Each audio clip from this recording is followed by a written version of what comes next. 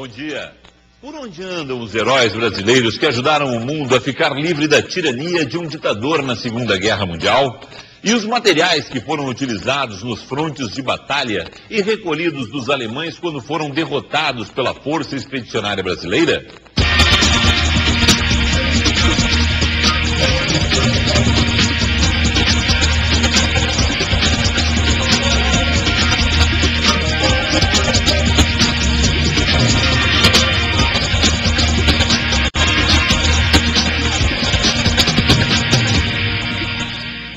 No Rio Grande que dá certo de hoje, você vai conhecer relíquias utilizadas pelos soldados brasileiros durante a Segunda Guerra Mundial. Objetos que estão guardados no Museu Gaúcho da FEB e contêm as recordações de quem enfrentou a morte frente a frente. São armas, utensílios e condecorações dos nossos pracinhas. Você vai ver também o armamento apreendido dos alemães nos campos de batalha.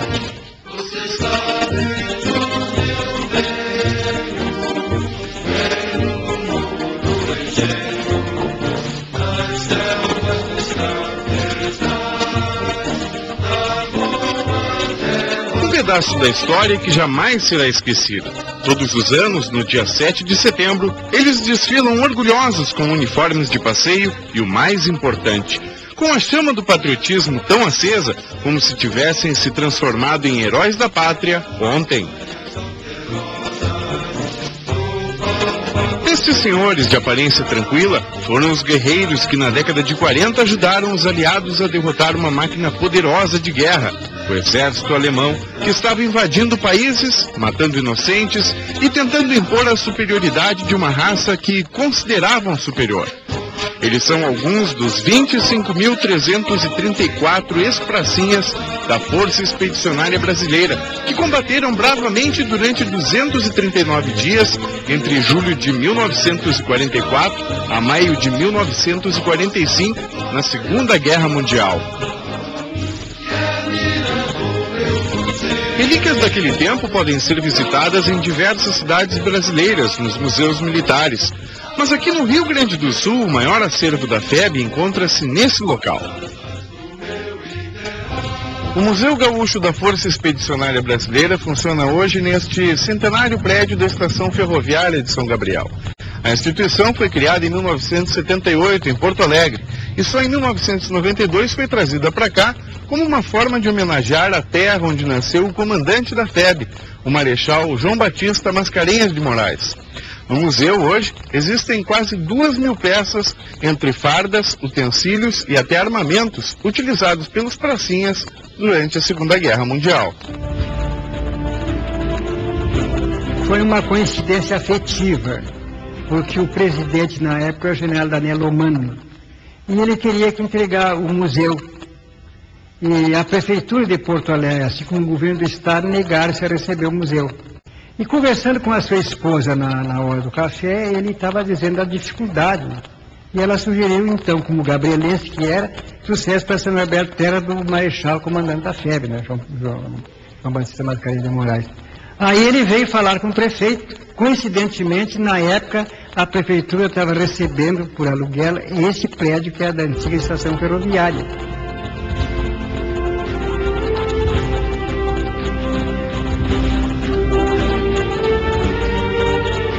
A casa de Mascarenhas de Moraes permanece intacta e está localizada na avenida que leva o mesmo nome do comandante da FEB. Ao entrar no Museu Gaúcho da Força Expedicionária Brasileira Marechal Mascarenhas de Moraes, que durante a guerra ocupava o posto de general, parece que fazemos uma viagem no tempo. As armas utilizadas pelos pracinhas brasileiros estão quase intactas e chegam até a meter medo pela imponência e pelo poder de fogo. Essa é a metralhadora Browning .50 refrigerada a ar, que quando em operação chegava a disparar até 500 tiros por minuto. Essa outra, da mesma marca, era utilizada nos veículos de combate. Já essa outra chama atenção por um acessório no mínimo curioso. Ela era equipada com um espelho retrovisor, o que permitia ao soldado ver a aproximação dos inimigos e realizar os disparos de dentro da trincheira sem correr o risco de levar um tiro do inimigo.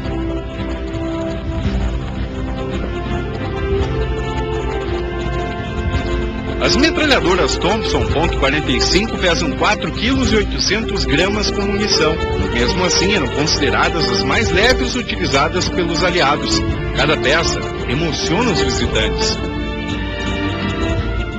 Eu acho de uma importância tão grande, tão valiosa, em que a gente quer preservar e quer levar cada vez mais o Museu da FEB, o Museu de São Gabriel, principalmente, no cenário nacional. Maravilhoso mesmo, surpreendente mesmo.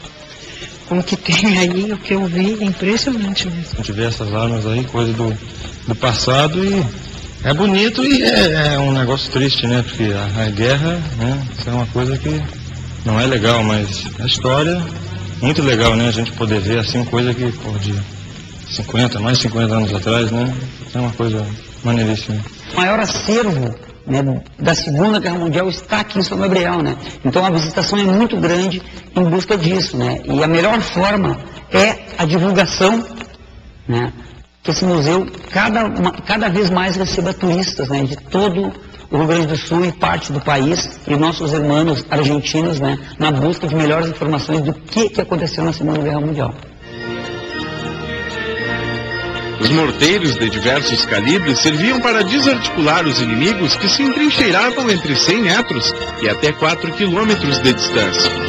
Entre carabinas, pistolas e metralhadoras, o acervo conta também com uma amostra do armamento alemão apreendido durante as ocupações. Uma delas é a famosa pistola Mauser, uma Luger 9mm utilizada pela infantaria de Hitler. E é claro, a carabina Mauser 7mm.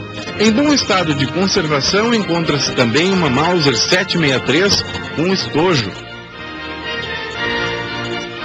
Impressionante pela forma com que foi construído, esse pequeno canhão é todo desmontável e era lançado dos aviões inimigos de paraquedas.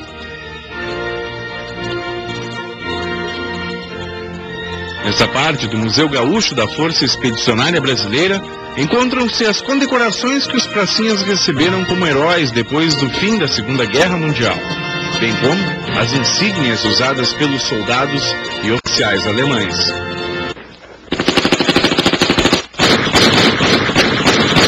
No ambiente de guerra, a alimentação precisa ser ao mesmo tempo consistente e prática de carregar. Nestas caixas ficam as rações, como eram chamadas as refeições. Dentro eram colocados desde café, açúcar, comida e até cigarros.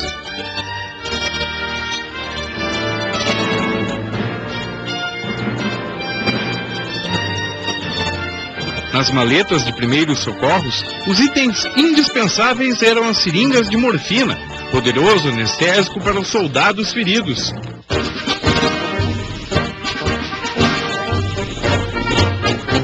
Ostentada em uma das paredes principais do museu está a bandeira utilizada pela FEB na Segunda Guerra Mundial.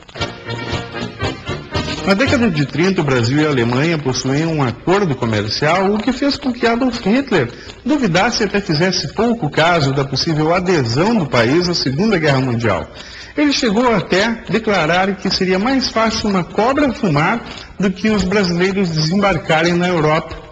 Pois foi a partir dessa provocação que os pracinhas brasileiros criaram um distintivo, mostrando que a cobra já havia fumado e que nada deteria a vontade dos soldados em ajudar as forças aliadas a acabar de uma vez por todas com os conflitos. A FEB lutou na Segunda Guerra Mundial com um efetivo de 25.334 homens. Cabe a nós preservar da melhor maneira possível esse museu, para que as novas gerações possam relembrar dos feitos, né, gloriosos das forças expedicionárias brasileiras nos territórios da Itália e cultuar essas tradições ao longo do tempo. A Segunda Guerra Mundial começou a ser desencadeada quando a Alemanha ainda se recuperava econômica e socialmente depois da derrota da Primeira Grande Guerra. Contrariados ao Tratado de Versailles, que tirou quase 14% do território que a Alemanha possuía em 1914, além de outras restrições, o exército alemão estava limitado a no máximo 100 mil soldados e jamais poderia usar a artilharia pesada, gás, tanques, aviões e submarinos. O limite para a embarcação da Marinha Alemã era de no máximo 10 mil toneladas. Revoltado, Hitler determinou a expansão da indústria bélica. Depois de indexar a Austrália e a Tchecoslováquia, atacou vitoriosamente a Polônia e mostrou para o mundo que a Alemanha se transformara numa poderosa máquina de guerra. A participação do Brasil no conflito ocorreu depois do governo brasileiro ter rompido relações diplomáticas com as potências do eixo Alemanha, Itália, comandada pelo então ditador Benito Mussolini, e o Japão, em 1942. Os americanos começaram a usar o litoral brasileiro como base. Em represália, Hitler determinou ataques com submarinos contra os navios brasileiros. Aí, Estados Unidos, Canal do Panamá, as bases americanas no litoral aqui de Natal até Recife, né? Fernando Noronha e Isa Madeira em Portugal. Os alemães fizeram, eles tentaram bloquear o abastecimento a Fernando Noronha, que eles achavam que era a parte principal, e começaram a afundar todos os navios da costa brasileira. 42 navios brasileiros foram atingidos. A população revoltada exigiu do governo uma resposta e em 22 de agosto de 1942, o Brasil declarou guerra. Em 1943, foi criada a Força Expedicionária Brasileira. Em instantes, você vai conhecer a campanha da Força Expedicionária Brasileira na Itália e ainda as dificuldades e o cenário de terror que os brasileiros enfrentaram nos campos de batalha.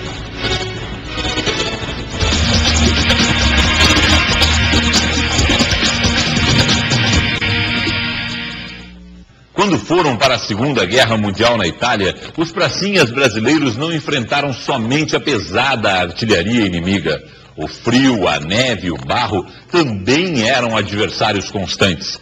Mas por incrível que pareça, esse foi o diferencial que ajudou a tomada do ponto alemão mais estratégico e ajudou a terminar com os conflitos.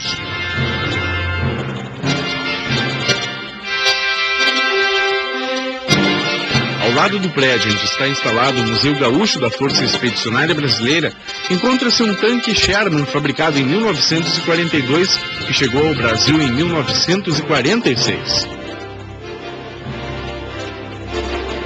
Dentro do museu também há uma exposição de fotos históricas, como essa onde o soldado aparece atirando com uma metralhadora Browning utilizada nas embarcações. A fardos pelos pracinhas, veste esse boneco que parece estar sempre vigilante, guardando o local. Nos expositores estão algumas das granadas usadas contra os soldados inimigos, bem como as condecorações recebidas pelos heróis de guerra. Os capacetes dos alemães também fazem parte do acervo. Destaque especial para a bandeira ostentada na Itália pelos homens da FEB. Ela foi confeccionada por mulheres italianas em homenagem aos pracinhas. O erro de português foi superado pela emoção de ter recebido tão significante lembrança. A cada cidade conquistada, os brasileiros eram recebidos como heróis. Eu acho muito importante, né? As crianças estudarem, vir conhecer, né? Que a gente não conhece, assim. Eu pude ver coisas antigas, assim. Pra mim é bom. Se eu precisar fazer um trabalho na escola. O treinamento dos pracinhas ocorreram no Rio de Janeiro, na segunda quinzena de março de 1943. Submetidos a exaustivos exercícios de guerra, aguardavam ansiosos o embarque para a Itália, o que ocorreu de forma sigilosa para evitar o ataque dos submarinos alemães. Aqui em Pisa havia o desembarque total e onde era encaminhado o campo de batalha. Como era uma região muito montanhosa, o Brasil as nossas tropas, né, foram colocadas em diversas regiões aqui, sempre em torno de Pisa, né, para avançar em direção ao Rio Pó. Essa que era a parte dos brasileiros, que era abrir caminho em direção ao Rio Pó. Que aí onde estava Monte Castelo, né, Montese, Correta Terme, todas as grandes batalhas que foram feitas pelos brasileiros, grandes combates, foram nessa região aqui de Nápoles, em direção ao Rio Pó. A maior dificuldade dos aliados era avançar nas regiões montanhosas e cobertas de neve. Mais alto e mais pesado, o soldado americano chegava a pesar até 150 quilos com os equipamentos, tornando-se alvos fáceis para as resistências inimigas. Foi aí que os brasileiros fizeram a diferença. Os que eram mais leves tinham 1,68 m, com torno de 72, 74 quilos, com equipamento não chegavam a 100 quilos. Então o brasileiro conseguiu contornar, principalmente o Monte Castelo, né, pelo outro lado, e conseguiu contornar. Aí que foi a grande diferença, né, que o brasileiro era mais leve, mais ágil nesse terreno. Monte Castelo tinha uma grande importância para os alemães. Pela altura, era um excelente observatório das movimentações das forças expedicionárias brasileiras, e se não fosse capturado, seria impossível os aliados prosseguirem para a Polônia, dominada pelos inimigos.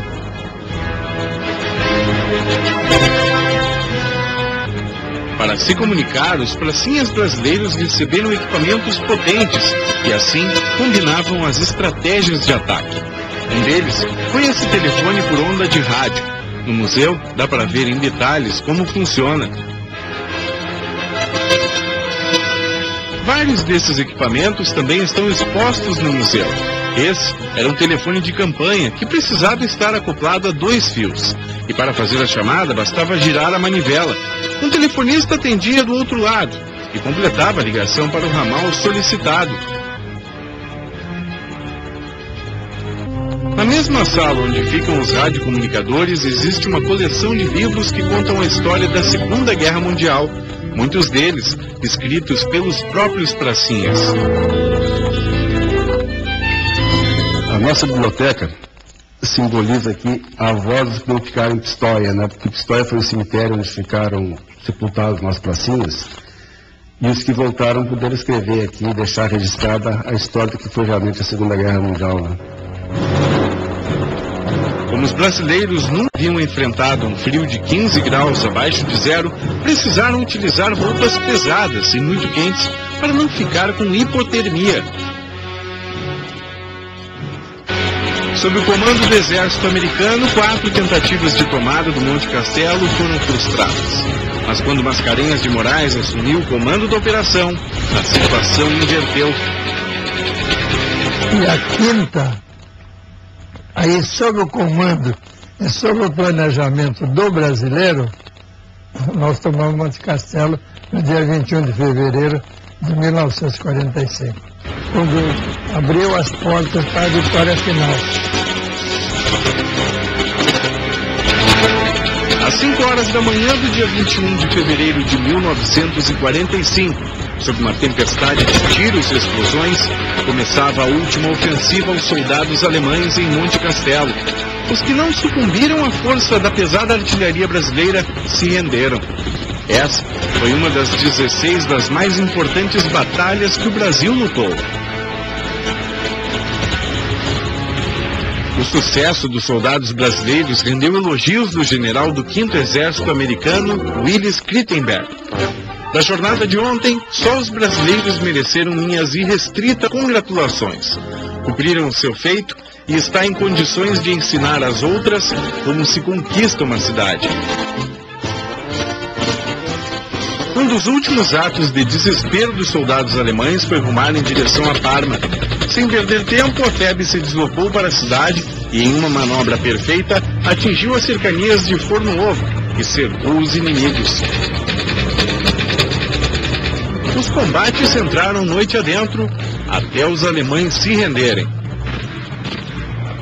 O destacamento nazista tinha 14.779 homens, pelo menos 4.000 animais e 2.500 viaturas, quase metade delas motorizadas.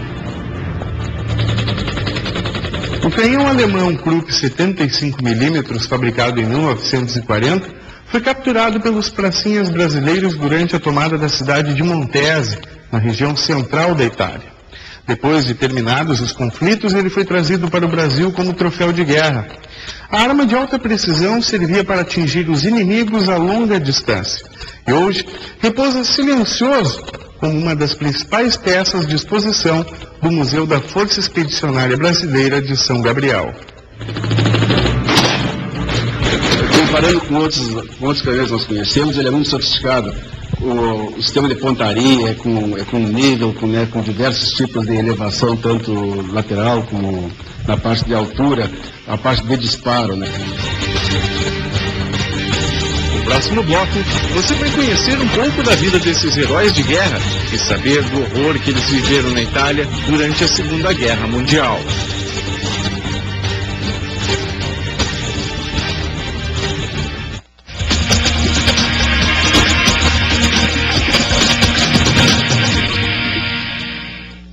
Além das peças do Museu Gaúcho da Força Expedicionária Brasileira em São Gabriel, muitos pracinhas guardam em casa objetos, fotos, livros, lembranças de valor histórico incalculável. Na memória estão outras lembranças, aquelas que eles corajosamente viveram na Segunda Guerra Mundial.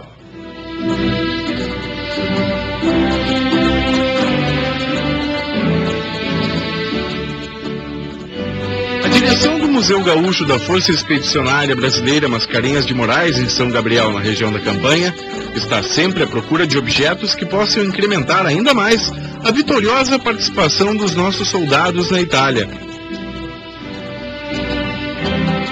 Se alguém tiver alguma coisa para doar, para mandar para o museu, vai ser muito bem-vinda. E pode ter certeza que vai ser muito bem cuidado também, né? Mas uma parte dessa história não tem como ficar guardada a quatro paredes. São os relatos de quem esteve lá na Itália e vivenciou o terror da guerra. José Conrado de Souza é o presidente da Associação Nacional da Força Expedicionária Brasileira, a FEB, Seção Regional Porto Alegre, há 29 anos. Fazia parte do 1º Esquadrão de Reconhecimento Mecanizado.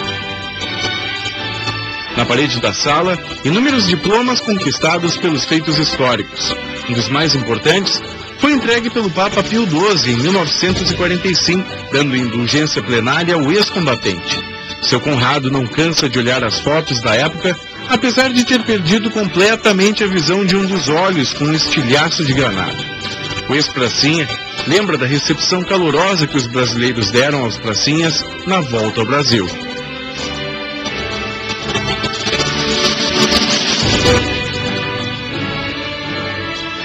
Em várias cidades brasileiras existem monumentos construídos em homenagem à Força Expedicionária Brasileira. Em Porto Alegre, por exemplo, ele fica aqui, no Parque Farroupilha.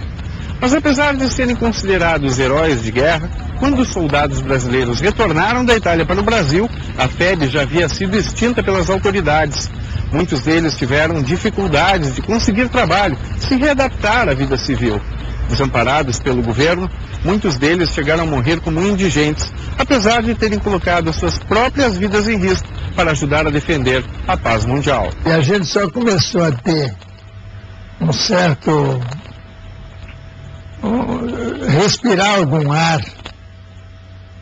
Foi quando aqueles tenentes que estavam conosco lá na linha de frente, do Foxhole, na trincheira, levando bomba, chuva, neve, etc., eles começaram a atender ao posto de general. Aí eles começaram a se unir e a amparar esse pessoal. Na casa do ex-pracinha Cisifredo Marcondes Castilhos, outro ex-combatente costuma se reunir periodicamente para lembrar as façanhas dos campos de batalha, desde a chegada na Itália até o retorno para o Brasil. Eu verifiquei no porto de Nápoles, navios emborcados dos torpedeamentos, do torpedeamento da aviação, aviões com os caudas para fora da água.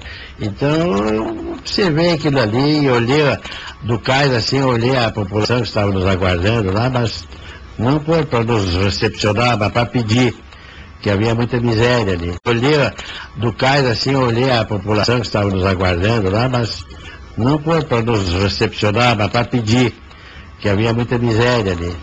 Rubem Barbosa foi mineiro sapador.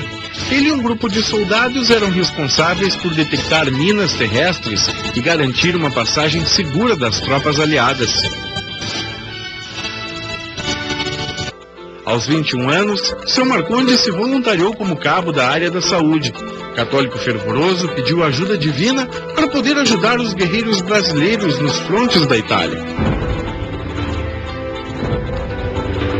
O ex-pracinha atuou em Pistoia, no 3º Hospital de Convalescência, na cidade de Moncatini. Geralmente era ferimento com as armas, mortíferos alemãs, né? Eu era granada, eu era metralhadoras, lourdinhas que se usavam. Na garagem de casa possui um mini museu onde guarda desde os noticiários da época, peças e condecorações.